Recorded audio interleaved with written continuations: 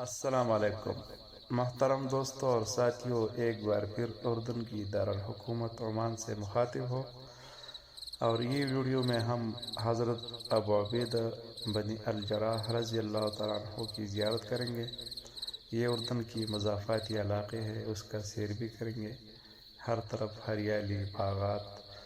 تو چلیے زیارت کے لیے حضرت ابو عبیدہ عامر بن عبداللہ بن الجراح ابتدائی دور میں اسلام قبول کرنے والے اور 10 مبشرہ میں شامل ہے۔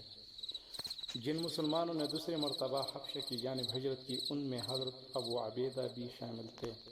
غزوہ بدر میں آپ رضی اللہ تعالیٰ عنہ کا سامنا اپنے مشرک والد سے ہوا، مگر آپ ان کے سامنے سے ہٹ گئی، مگر جب کئی مرتبہ ایسا ہوا تو آپ رضی اللہ تعالیٰ عنہ نے انہیں قتل کر دیا۔ غزوہ احد میں نازک حالات میں بھی آپ رضی اللہ تعالیٰ عنہ رسول اللہ صلی اللہ علیہ وسلم کے ہمراہ ثابت قدم رہے۔ فتح مکہ کے موقع پر حضور صلی اللہ علیہ وسلم کی جلوہ میں جو مہاجرین چل رہے تھے، ان میں آپ سب سے آگے تھے۔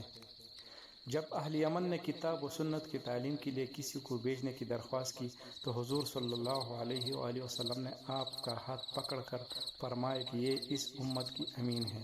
چنانچہ آپ کو پھر امین الامت کہا جانے لگا۔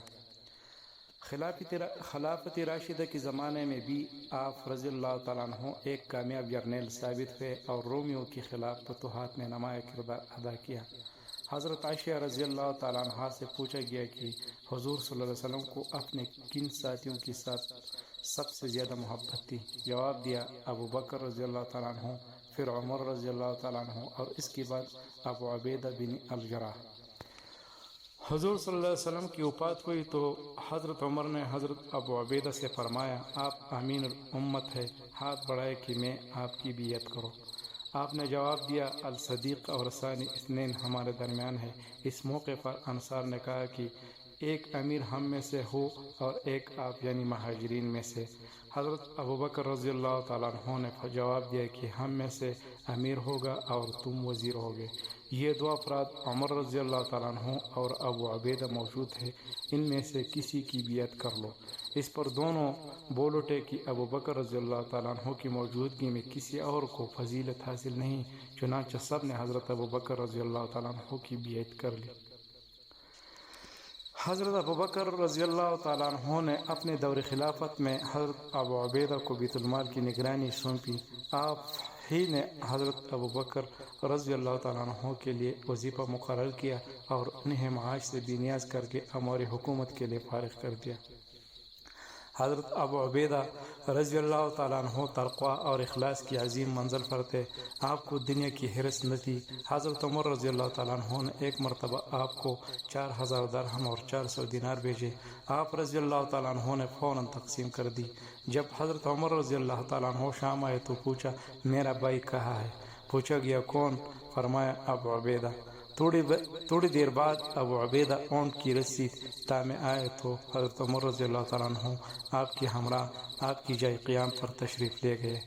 آپ کے پاس تلوار اور ڈال کے سوا کچھ نہ تھا۔ حضرت عمر رضی اللہ تعالیٰ عنہ نے کہا کہ اگر آپ کچھ سامان رکھتے تو بہتر تھا۔ ابو عبیدہ رضی اللہ تعالیٰ عنہ نے یہ کہہ کر عمر کو رلا دیا کہ یہ جلد ہی ہمیں نیند یعنی موت کے بعد مل جائے گا۔ آپ رضی اللہ تعالیٰ عنہ نے تعاون ہی کی ذریعے سے شہادت کا شرف حاصل کیا اور 18 ہجری میں 58 برس کی عمر میں وفات پائی۔ حضرت ابو عبیدہ سے 14 احادیث مروی ہیں۔ آپ ان صحابہ میں سے تھے جو فتویٰ دیتے تھے۔ آپ کو قرآن مجید جمع کرنے کا شرف بھی حاصل ہے۔ حضرت عمر رضی اللہ تعالیٰ عنہ نے اپنے آخری وقت میں تمنا کی، کاش ابو عبیدہ رضی اللہ تعالیٰ عنہ زندہ ہوتے تو میں کسی سے مشورہ کیے بغیر انہیں اپنا جانشین بنا دیتا۔ آپ رضی اللہ تعالیٰ عنہ شاندار قائدانہ صلاحیتوں کی